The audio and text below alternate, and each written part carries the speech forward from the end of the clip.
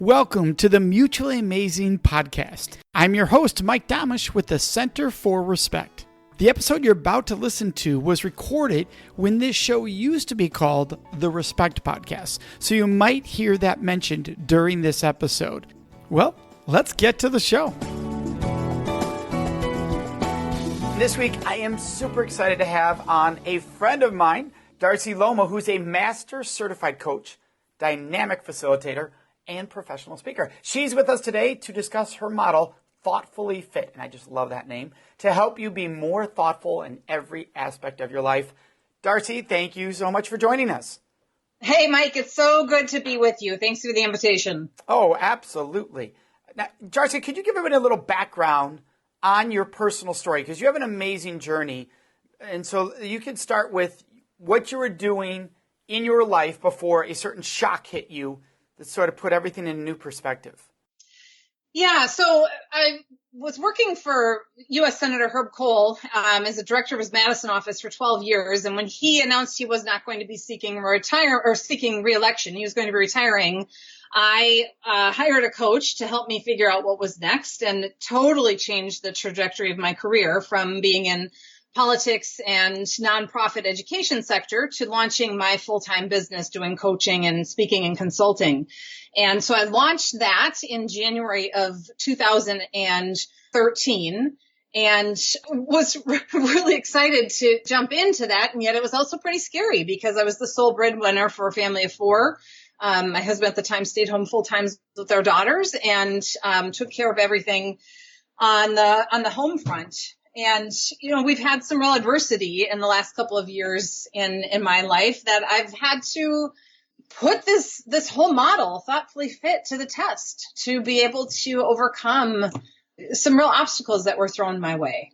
Business, luckily, was flourishing, but on the personal front, my marriage was falling apart. And I was really blindsided by that and caught off guard by some of the things that my husband was doing. And it required me to really try to figure out how to keep moving forward, given that everything I thought I knew was being questioned. My husband had a double life that I didn't realize. And all of a sudden I found myself as a single parent needing to learn how to run a household in ways that I had never needed to do before. I mean, the simplest things, learning how to run my washing machine and what kind of gas the snowblower took and all these things, because I went from having a full-time stay-at-home dad to being a full-time single parent with 100% custody.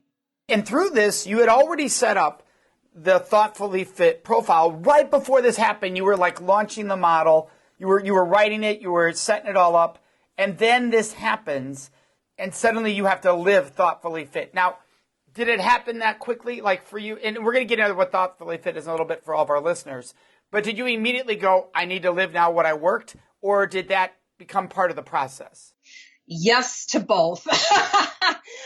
Yeah, and you're right on. So I've been researching and developing this model for a couple of years. And this Saturday in March, my colleague and I sat down and really it all came together. We had flip charts all over and Post-its, and we're like, yes, this is it. And then it was, it was 4 days later that my life blew up. And so I didn't realize it at the time, just how valuable and essential being thoughtfully fit would be. I didn't realize that I was now thrown into the biggest pilot testing of this model. But in reality, it's what helped me to get through the adversity and the dissolution of my marriage and my life as I knew it, by putting these principles to test that I had been researching and developing for so long. All of a sudden now I got to live it. And it was critical in helping me get through to the other side, where I am now, really finding the new normal, and luckily in a place that I feel like, business is thriving and flourishing, but that was not really the case for much of that period when I was going through those tough days and weeks and months. Let's dive into it. What is Thoughtfully Fit? So Thoughtfully Fit is a leadership model. And in a nutshell, I've been coaching and consulting and doing organization development with organizations and teams and leaders for decades. And I started to notice that there were some themes that came up over and over and over again. And what gets in the way of really having a life you love, of having success, having fulfillment and inner peace. And I started to look at what were the themes. And we found that there were 6 themes that get in the way of, and obstacles of what get in the way of people really living the life they want and having the fulfillment that they want. And 3 of those themes are internal and 3 are external. Now, if you look up the definition of thoughtful in the dictionary, there's 2 definitions, interestingly. There's the internal definition, which is really being mindful and intentional.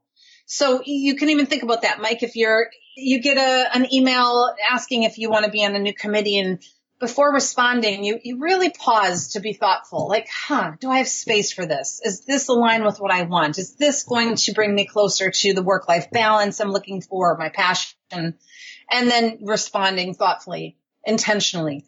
I want to just pause on that one because I think that's really powerful. I think it can sometimes be even more deliberately obvious that we don't even catch the need to pause. For instance, we had an email come in recently where somebody said, hey, and when we get this in my line of work, hey, you're doing this program, and I heard you're going to be talking to my son or my daughter, and are you going to say A, B, C, and D? Because we're hoping you're going to say X, Y, and Z, and here's why, blah, blah, blah. And your gut's like, there's no way I'm saying X, Y, and Z.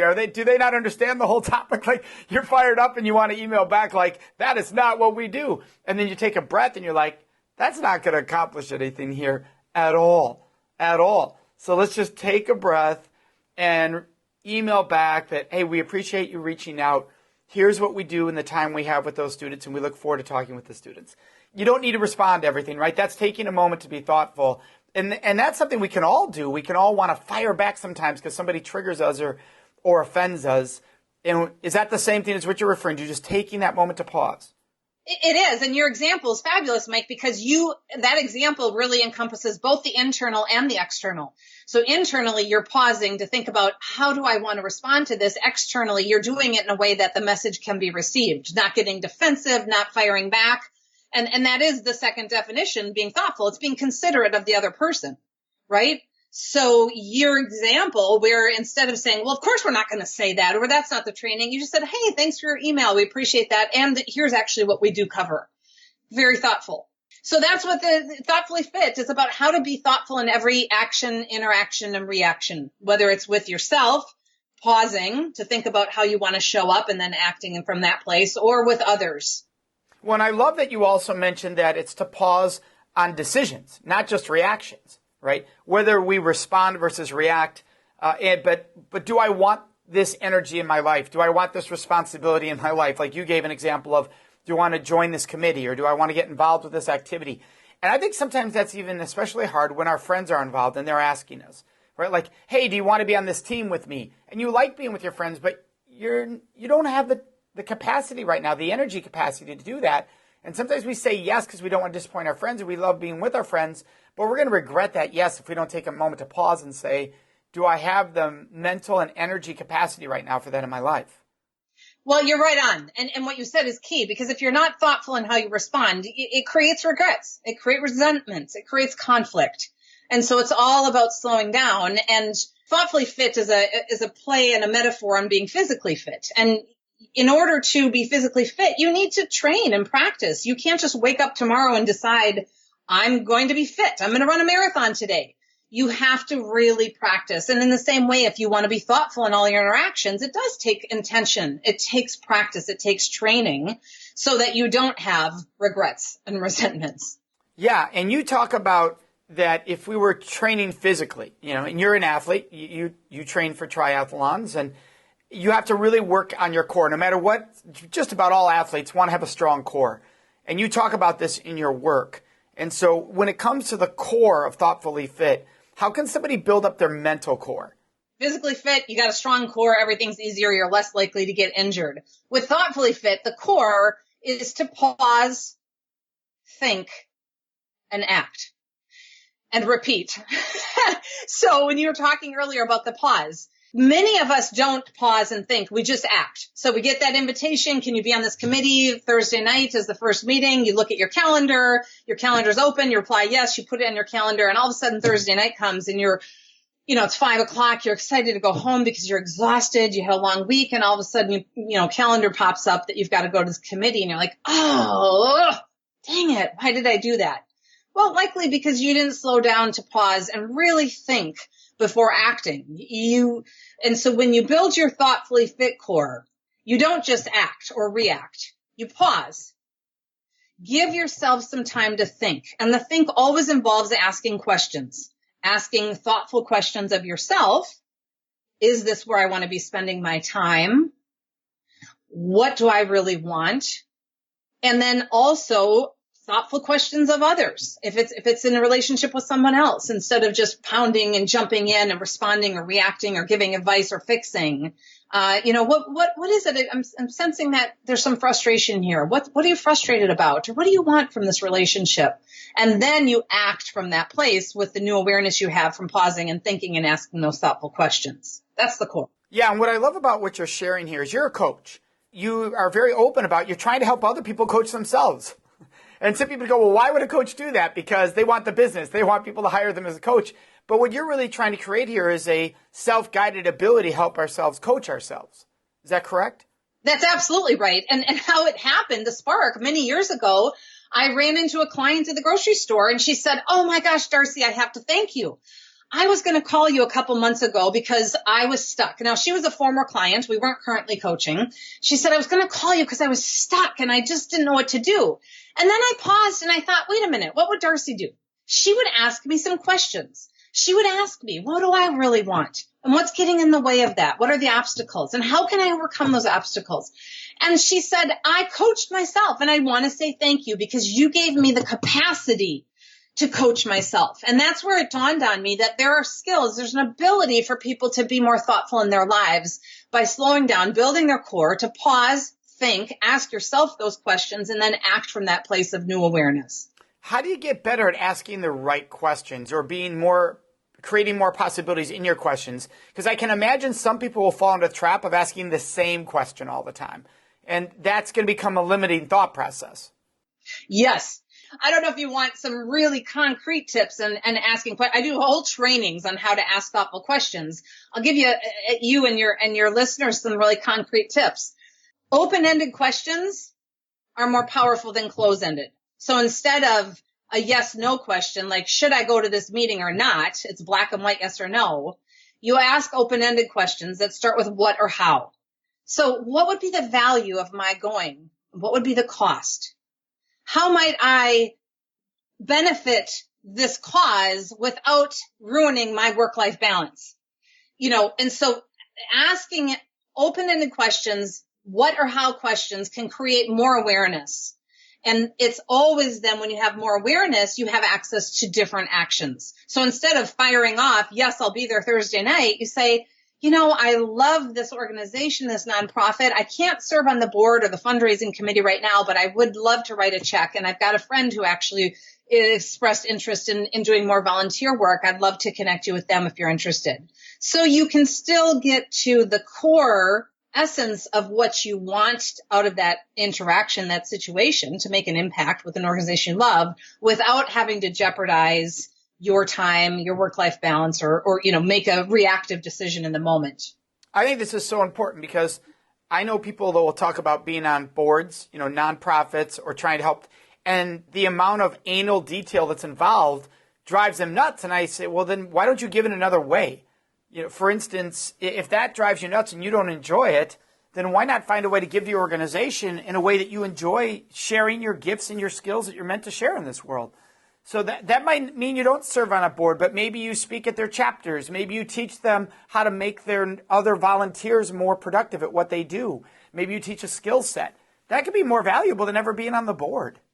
Well, yes. And not only can it be more valuable, it also, if it's honoring the way in which you want to be of service and give, you're going to have more passion and more energy instead of building up more resentment. Where every month, oh God, I got to go to this meeting, or I have to do, and then the way you're showing up, even if you think you're self-managing, chances are, if you're feeling resentful for having said yes to something in a form that doesn't, bring you joy and passion, it's Probably having a negative impact in that energy in that room versus finding the way to serve that brings you joy. And so it can be that win-win. And that takes a level of degree of thoughtfulness to identify, and then courage to be able to say, here's how I would love to serve and contribute to this mission and this organization. Love it. And you mentioned there's 6 elements here. Yep. Stillness. I hear all the time from people who say, oh, I don't have time to think. I just want more space. So that's the first obstacle that gets in the way.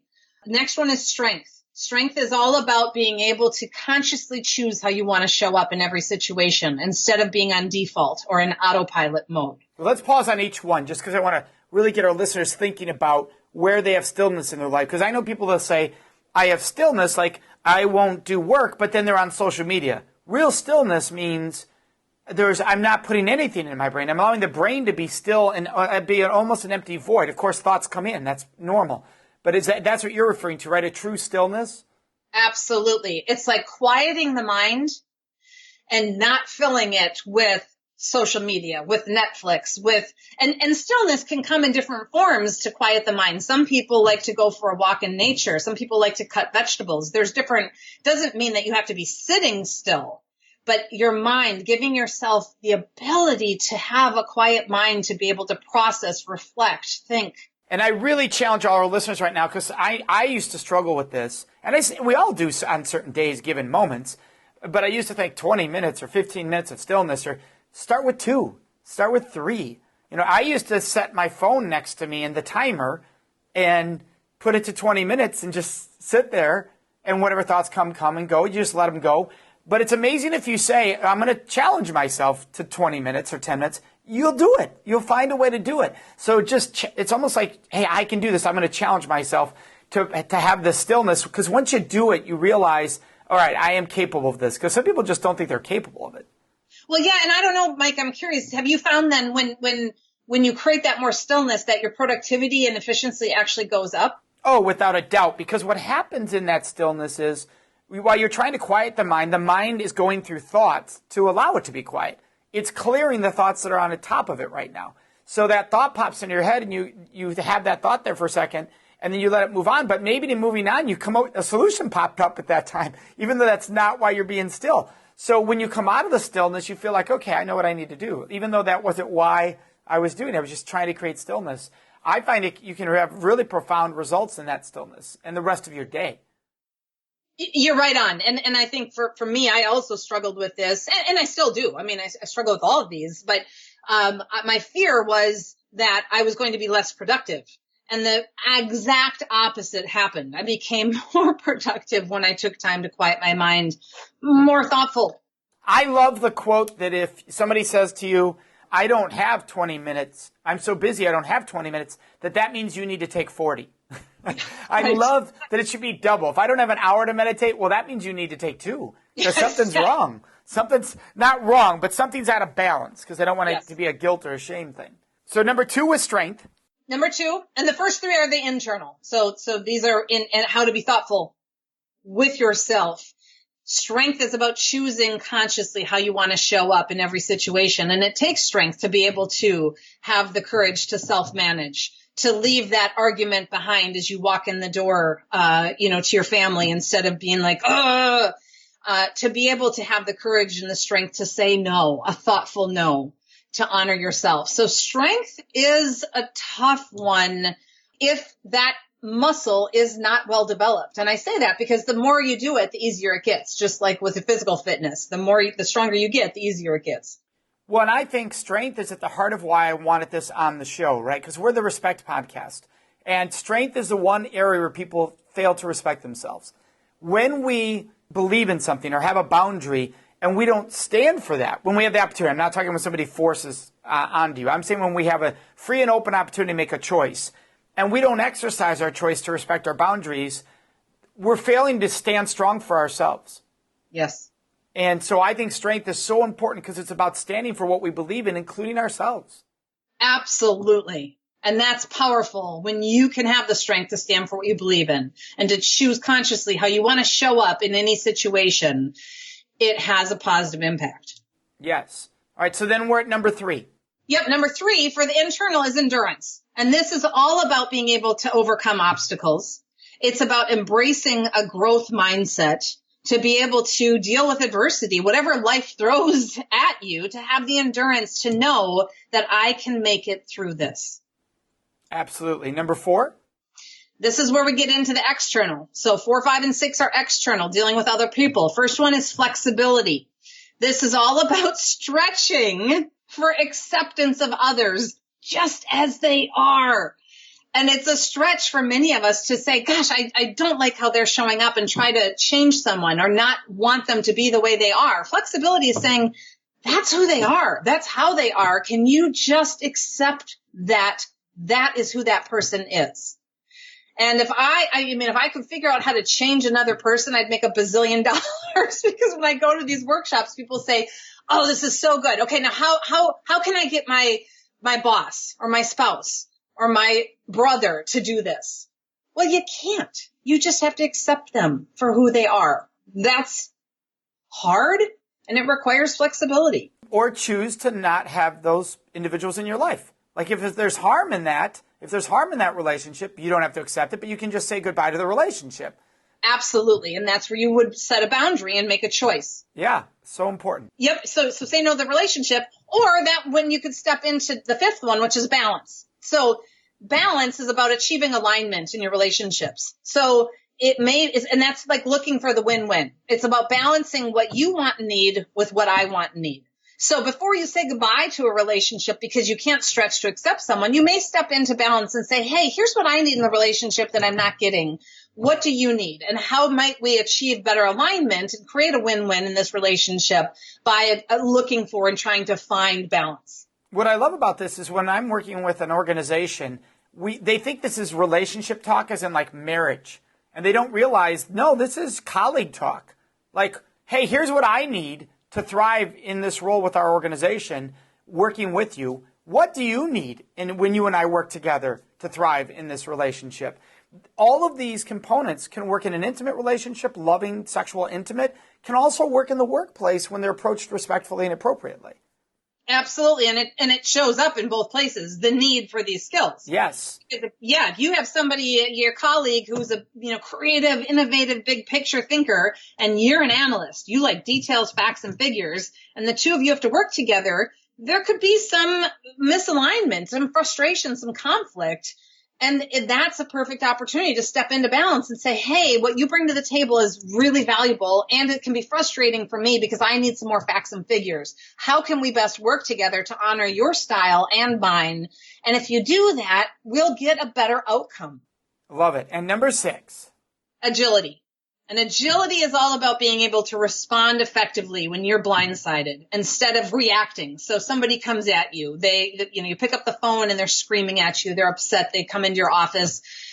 Being able to have agility to say, okay, I'm going to respond. And think about the dodgeball, the dodgeball is being thrown at you instead of like just, getting hit or dodging. You say, okay, I wonder if I want to slow this down and catch the ball and then respond. Do I want to throw it back? Do I want to call a timeout? Do I want to call a truce? How do I want to respond in this moment when I'm feeling really blindsided? Love it. Thank you, Darcy, for sharing all 6 of those. We're on the Respect podcast, and so where does respect play and integrate into the whole model of Thoughtfully Fit? As I was reflecting on the model and your podcast, and I love listening to your guests. I've loved the new Respect podcast, Mike. It's fabulous. Well, thank you. Respect, I think, integrates in both the internal and external. Having respect for yourself to be able to say, this is a boundary that I want to set, or I want to create more stillness, and being able to respect yourself enough to make those conscious choices. And then certainly respect with others is all about being thoughtful. It's all about being considerate with another person. So I think respect shows up everywhere in this. And where did you first learn about respect in your own life? The first thing that comes to mind is when I was young, from my grandma. When I inadvertently didn't know I had. I won't go into the full story, but I had made a mistake, and I didn't go back and make it right. And she called me, and she called me on it. And I had disrespected her, and she had the courage to tell me, which I thought was incredible because I could have gone on without knowing it. And she said, when you can respect another person, and she said, this is a display of respect that I have for you and the relationship with you that I'm going to share with you, that I felt disrespected. Holy cow, did I feel like crap. And what a gift she gave me to teach me. And that's the first thing that comes to mind. That's a fabulous question, Mike. Oh, I appreciate that. What have been for you? You have your daughters. Yes. And so what do you think is key as a parent instilling respect in their children?